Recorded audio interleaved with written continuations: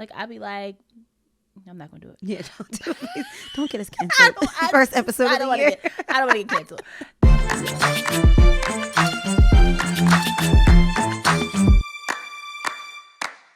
Happy New Year. Happy New Year. Welcome back, guys, to the Mindfully Delusional podcast. And welcome, guys. We made it 2025. 2025. Okay. It's a vibe. Yeah.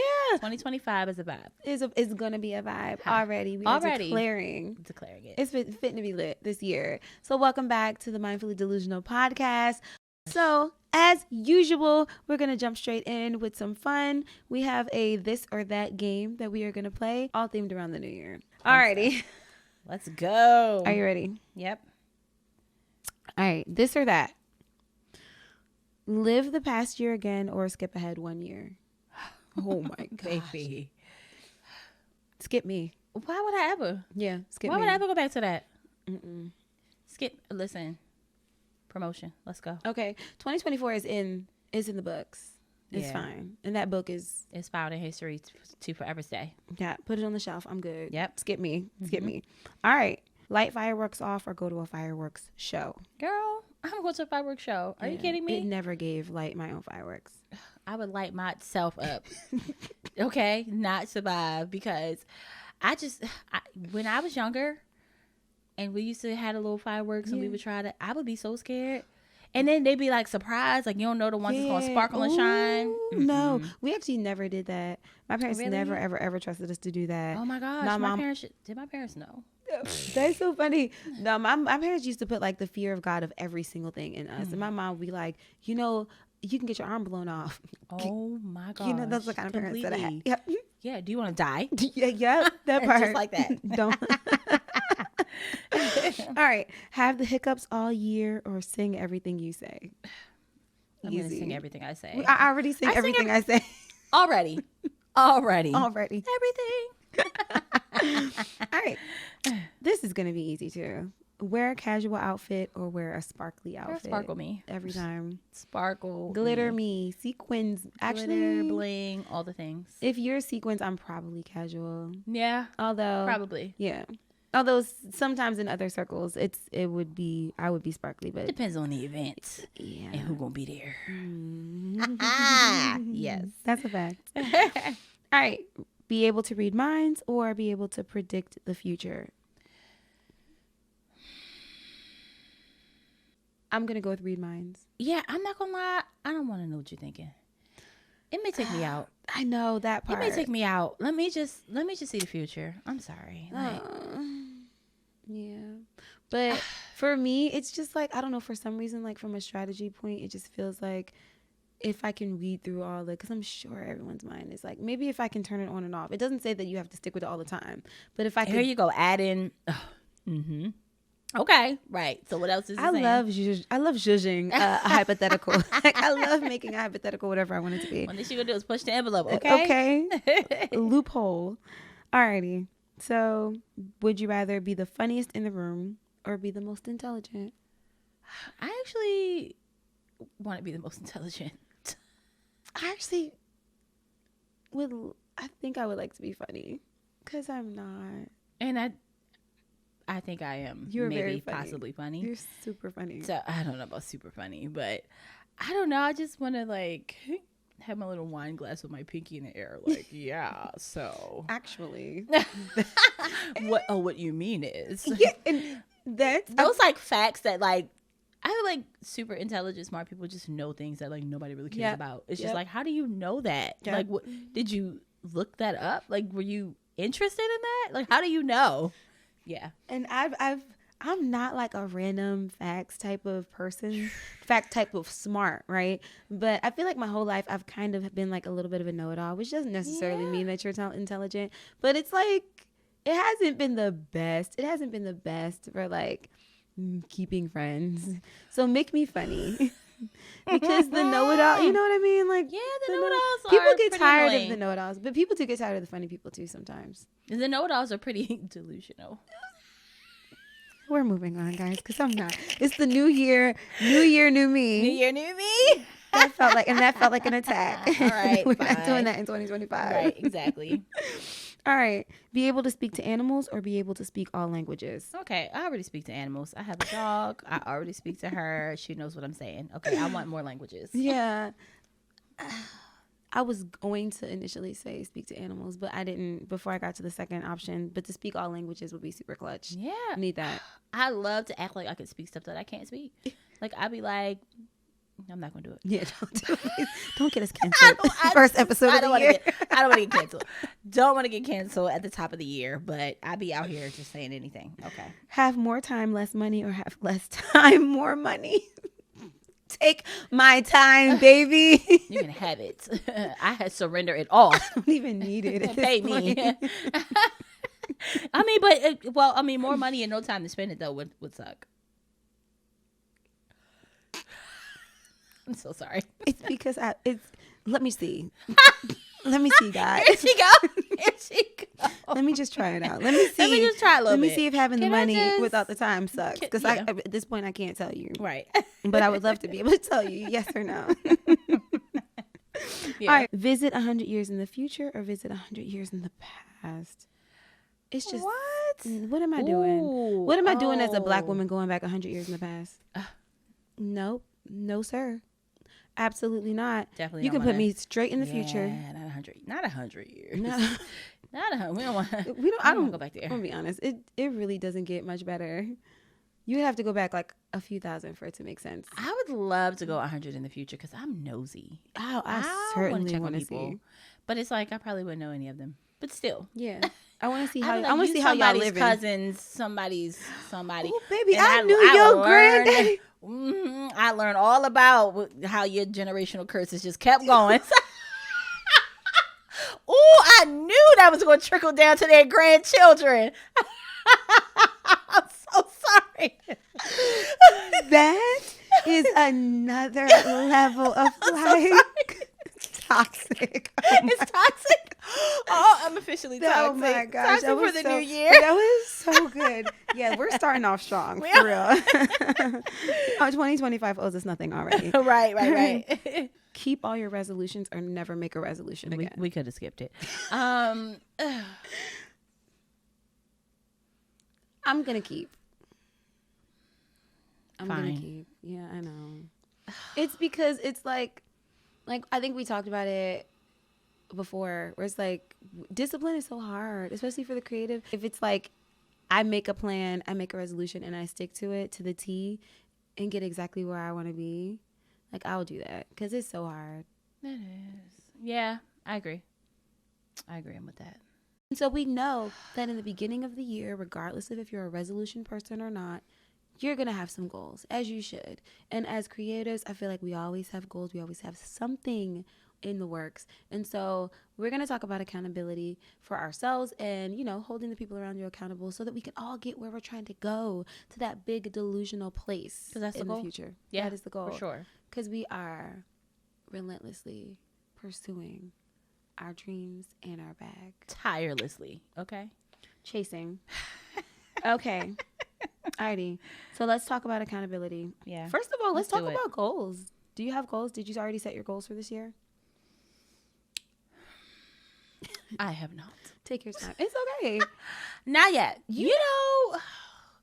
I feel like goals scare me a little bit. Yeah. Because then it requires a little more from me. So I'll be like, if I'm setting this goal, and I said I was going to be very intentional this year about setting goals. Honestly, writing them down and reading them. Yep. And not just,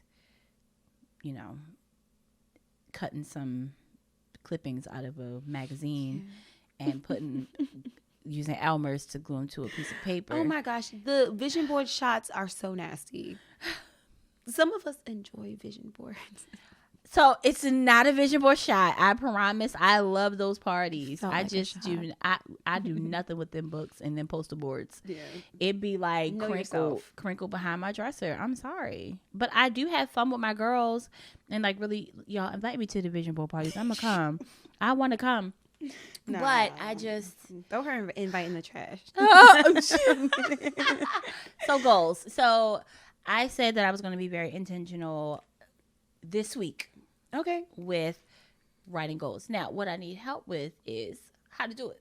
Because, people talk about, smart goals, and so then I'd be like, okay, so now I got to like make sure that each goal like matches these requirements. It just gets stressful. And then I go down the rabbit hole and then I'd be like, let me just make it a checklist or something real quick because girl, but that's why you have me. I know. Friends that keep you accountable. I love to see it. I need the help. But we all know Save that me. like the first week of the year is like you get like a trial run. Like you come out. Sometimes some people come out the gate swinging, and then some people just they need to warm up, and that's okay. Me, warm up. I need to warm up. Now I haven't started swinging yet, but I am a little bit ready with like some goals. I do have some goals. I know that I need to lose this big back and this gut right here that is abundantly clear and like black. Absolutely on display in this outfit, but we're gonna stick beside it. I don't see big backs at all. Across the room. Big back. Oh my gosh, one of the guys in the band told me that I have auntie arms and I look like I could cook real good. What? I hate them. They call her Big Mama. Oh my God. What's his name? Because why would you ever say that? I know, isn't he nasty? And that's why my first goal. Baby, that'll set my confidence right out of, and you was probably looking cute that day too. I thought I was. Ooh. And it's probably the mac and cheese that you can make real good too. Oh my goodness. That's terrible. Wasn't that mean and nasty? So yeah, the first thing on my list is getting this body where I actually want it to be. So is there a difference between goals and resolutions? I don't think that there is, except a resolution might specifically be tied to the new year, and like a goal you can set at any time, which is why I don't like resolutions because it's like goals. Yeah, I like goals. Can we say goals? We can say goals. Yeah, listen. Goals. I've been stopped this New Year's resolution. Yeah, I can't do a resolution. It's always at the top of the year that I want to lose like 50 pounds. Yeah, I mean, but honestly, the goals that I have and some of the things that we've already talked about are continuations of what we were already doing last year. Of course, so it's not even like a resolution. We have the same goals? Maybe we're reestablishing them. Maybe we're making them more clear. Yeah. Maybe we're writing them down. Maybe we're putting a plan in place. But the goals are the goals. Like the main thing is always the main thing. Mm-hmm. Yeah. Yeah, I actually really admire how like you plan. So like you and another one of my friends are like so very like organized, or you appear to be very organized. I try to be. I mean, I am not at all. So compared to me, okay, you are winning. Okay.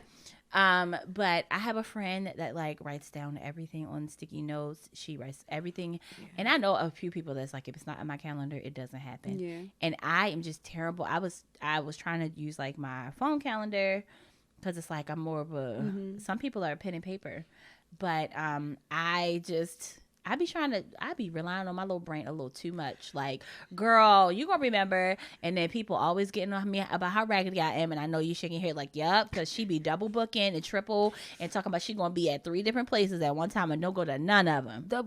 The worst thing about that is that I am the sticky note person and the calendar person and the journaler. I use every type of. You still double book? Girl, my brain is 8. Okay, so I try my best. I love the organization. I have a little bit of type A in me, but at the end of the day, the ADHD is going to win every time. Oh, ADHD wins. So to kind of get back to the things that we do, how do you hold yourself accountable? I have it written down. Yeah, right. When inspiration or motivation is low. How do you hold yourself accountable? When inspiration or motivation is low? Mm-hmm. Honestly, I look at my bank account.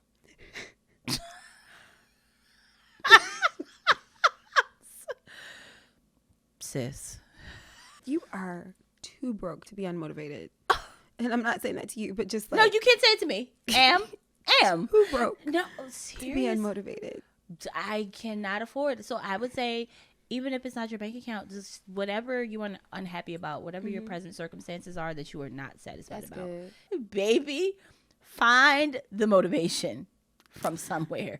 Go find it. I was watching a YouTube video and someone said that what creates that motivation is like a deficit. So if you don't have a deficit, you need to create one. And you know what? It's really good for today's conversation because it was actually talking about relationships and putting yourself around people that remind you that of what you want. So like people who are more successful than you, people who have more money than you. Because what happens is you realize you're not so cool. Like your clothes don't look like everyone else's. Your hair doesn't look like everyone else's. And then it creates a deficit, you know, maybe not in the same type of way, but to level up. Yeah. And so, you don't have motivation, find a way to create that deficit if it doesn't already exist. Now, look, I don't need anybody to remind me that I don't have any money. Okay, because I ain't got no money. And that's easy for me. But yeah, like in other things. All 10 of my bills are due at the same time, baby. And I don't know who gonna get it and who ain't. Just saying. Yeah. And that will make you get up and get some stuff done. If that don't motivate you, baby, I don't know what will. I don't know what will. I got plenty of deficits. I don't even have to create none. Okay. I got deficits. I don't. You know what? But since we're talking about creative stuff, I do enjoy having creative deficits. Yeah. I love being surrounded by people who are, in my opinion, much more like talented and much more experienced than me, have been booked more than I have traveled more than I have. Because honestly, you know what? That's one thing that 2024 did do. My friend group expanded so much. Ooh, yes. And I have so many incredible people around me. And I've never been more determined to like get somewhere. Yeah. Creatively. Yeah. And as like an artist or as someone who makes stuff and performs and just be like, oh my gosh, I have to do more. Yeah. Because like I see all these people doing all these things and I'm like, I want to do that. So yeah. You know, we are singers. We are. And so my little running joke is like, God, you could have gave me a little bit more. And actually my therapist got on me about saying this, that like, I love like, therapy talk. Like God has like this like board and like everybody's name is next to a knob, and he like just kind of gave everybody a certain level of talent or skill. But she was just like, that's not really how it works. Everybody is given their set of amazingness. It's not like this, I'm gonna give you more and give you less or anything like that. Everybody has their own unique genius that God blessed them with. Yeah. He's not like sitting at this like at this board like I think I'm a, you know, it was just a reframing because I was just having a moment just about where I am as a creative and not being as far as I would like to be. And not feeling like I was going to get further. Right. One of my favorite parables, which is the one about the 3 servants with the talents. That, honestly, all the end of last year, like, it was just, I like meditated on that. So the landowner or the rich man gives his servants a certain amount of money and is like, yo, you're responsible for this. I have to go on a trip. And then when he gets back, you know, one servant had doubled his, the other servant had doubled his, but he gave one of the servants only one talent, a little bit. He gave him a little bit of talent. And instead of doubling it like the other ones did, he buried it in the ground. And then, so he got in trouble. But when I read it again, the servant with the single talent, he buried it in the ground. And when he asked him why, he was like, I was afraid. He was, the only reason why he didn't do what he was supposed to do is because he was scared. And he had it though. He had it. Woo, baby. And then the master gave him bars. Number one, he was like, bro, you don't even have to have any type of courage to put the money that I gave you in the bank, because then it'll earn some interest. Yeah. You do the bare minimum and you'll get something. Oh, baby, that thing got to me so, like, I'm trying to tell you, because as long as I have been doing this, I spent so many years just being scared. Yep. Like, not doing it, not wanting to lead songs, not wanting to write songs, not wanting to collaborate with anyone, because I didn't want them to see how that God only gave me one talent when he gave them 10. And so I just didn't do anything with it. But the master in that story called him lazy and wicked. He was just scared, but God was like, nah, you're lazy and you're wicked. And so that has completely changed my perspective on how I see what God has given me and what I do with it. So even if God did give me one little talent, just an alto voice, That's kind of dusty. Oh, here she go. Tone for days. And not the and not the soprano range that I was praying for, you know. I still have the responsibility of doing the bare minimum, because the bare minimum will get you something. But you do more and you get because more. he just simply because he gave it to me. Yes. And that's your responsibility. Oh my goodness. Yeah.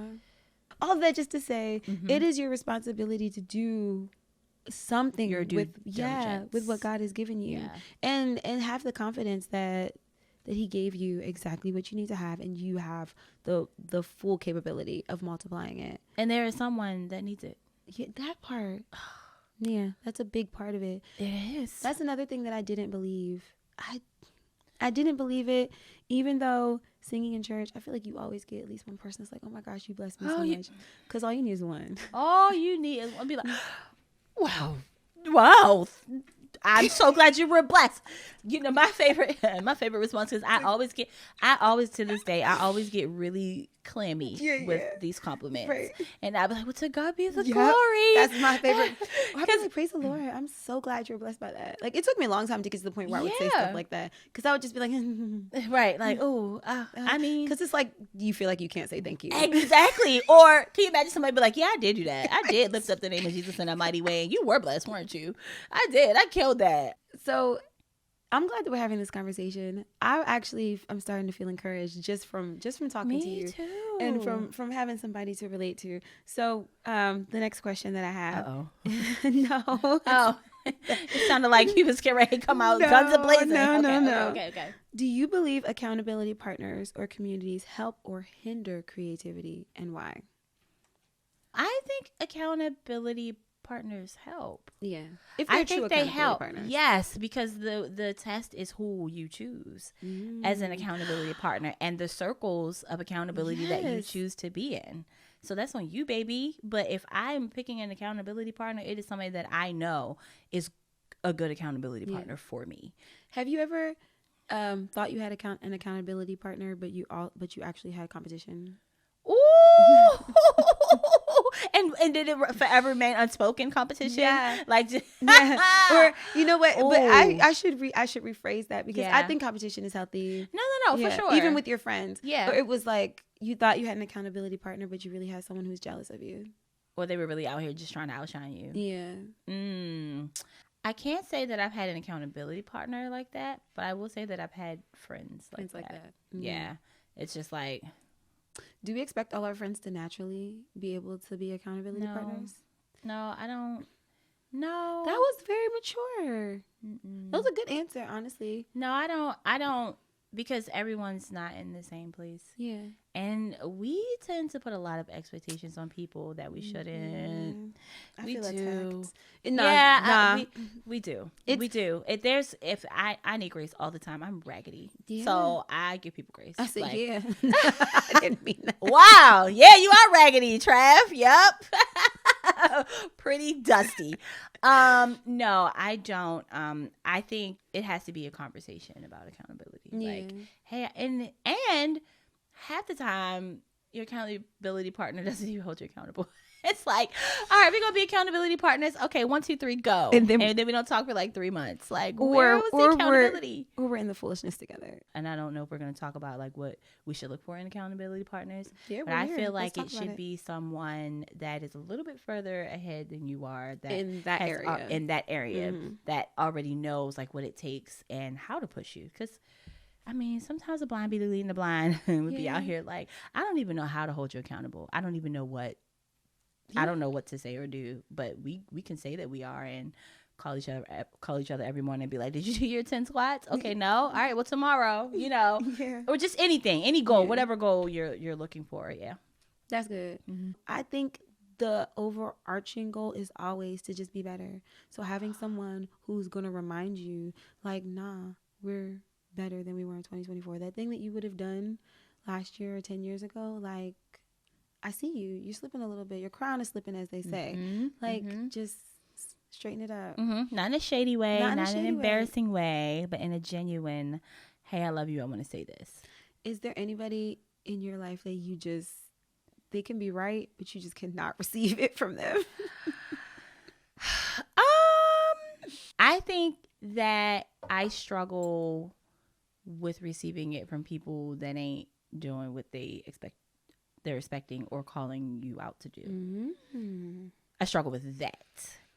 But for the most part, it may sting and it may hurt, but I'm not out here getting into a brawl because you holding me accountable. I mean, if you're really someone that loves me and I know that we have a genuine relationship, I might be like, oh.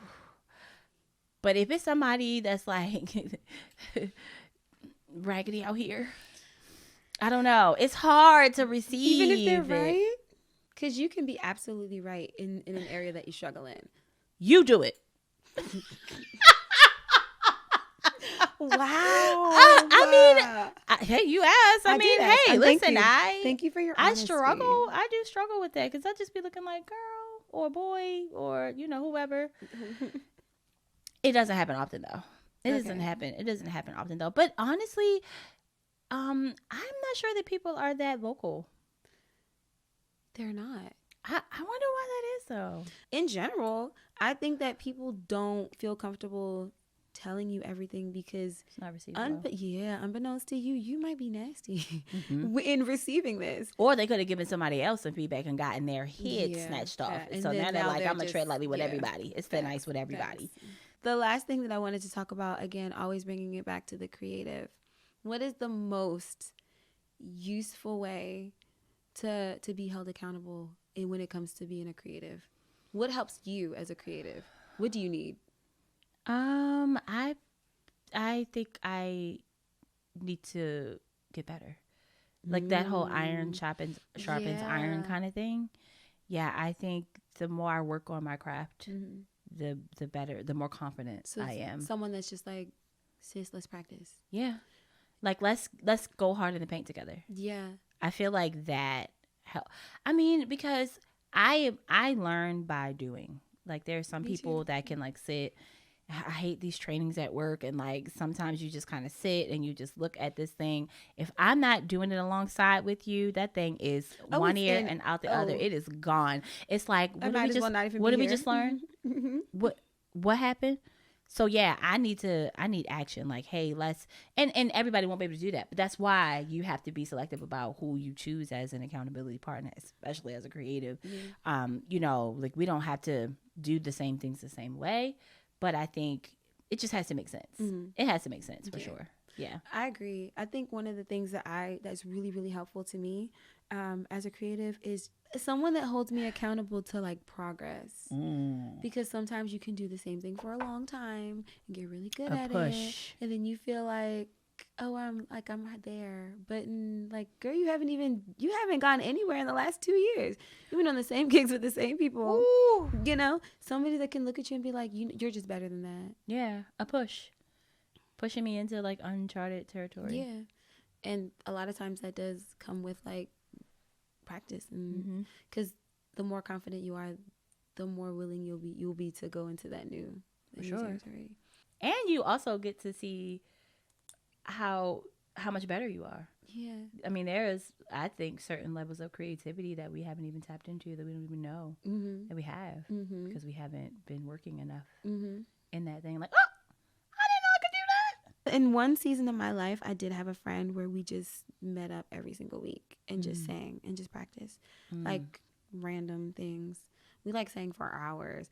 And I grew so much in that season.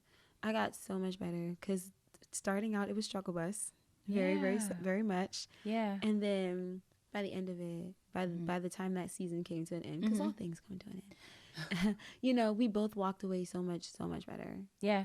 Even in like group settings, like sheds, workshops, and conferences, like those types of things. Yeah, and like, not being ashamed of the fact that because practice is messy. It certainly will not always sound good. Oh, baby, I had me little vocal coach here and there, every now and again, and I'd be so afraid to mess up in front of the vocal coach. It's just like, I'm a perfect singer. I don't want you to show me. I don't want you to show me when I'm literally here so that you can help me, and I do not want the coach to see what I need to be coached in. That pride, maybe that is it. Pride is it the fear, like the servant with the talent? What is that? It's that lack of confidence, but like not wanting to look like you're not confident. Like you want to, it's like you want to show them how amazing you are, and not show them any flaws. It's like I'm not I don't really need you. Thanks. I came to pay you to show you that I don't need you. Show you that you can tell me like you don't even need me. Yeah, that's what I thought. Thank you. I'm cracking up at that. It's like a real thing. I really just came here so that you could confirm that I don't need a vocal coach. Even though, when like, girl, the best of the best have vocal coach. The best of the best have coaches in everything. Like, yes, you need a mentor. Go ahead and get one. Okay, baby, it's okay, and let them see your flaws. Yeah, it's like going to the therapist. Like, I have no problems.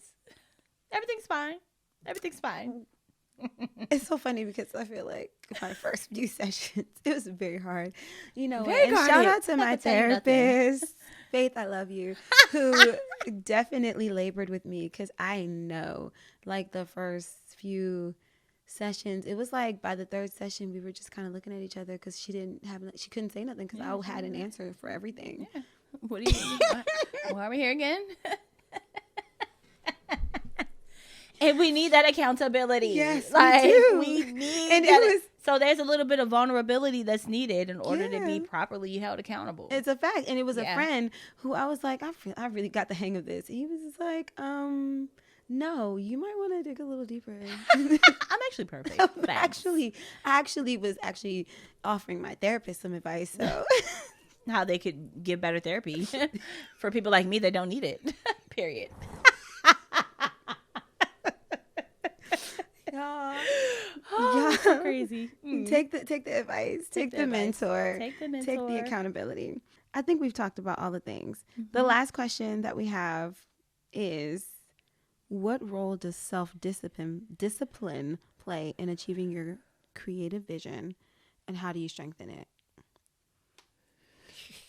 Oh, I'm gonna let you go first. I feel like this is one of those things where we could use a third accountability partner, someone who's very, very strong in discipline.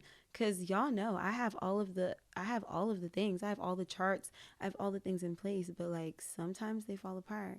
So strengthening that, I'm not really sure. Honestly, the only thing that I know to do is to just do it. Yeah. Even when you don't feel like doing it. Even when you're not confident in doing it, to just do it. And I think maybe that has helped me in everything. Like that Nike mentality where it's like, just do it. Yeah. And probably like the art of repetition. Yeah. Like just continuing to do the same thing over and over. Yeah. You have to get better at it. Even when you don't want to. Yes. And yeah, I think that's it. If you guys have the answer to strengthening your discipline, please tell us. Yeah. Because I think between the two of us, discipline might not be our strongest suit. We're not gonna speak on that. We need a discipline coach. Although we don't really need discipline, but we need a discipline coach. Perfect. We actually know exactly what we're doing, and we always stick to our plans when we feel like it. Yeah. So there's that. Period. No, but for real. Yeah. What do you think?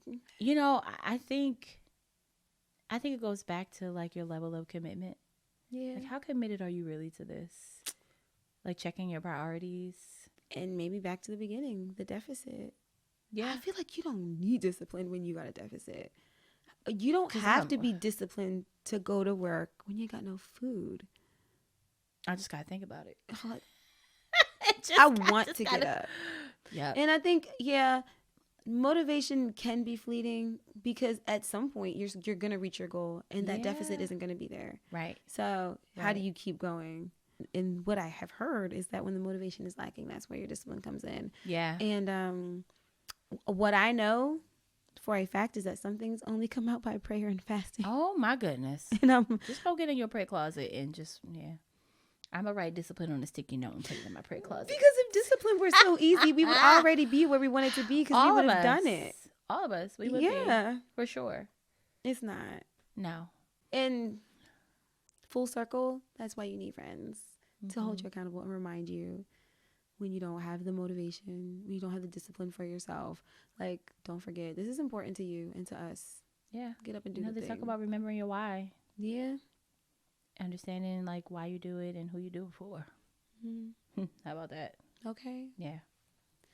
in 2025, we are absolutely going to take you on the journey while we relentlessly pursue those dreams in our bag. And standing on business all the time.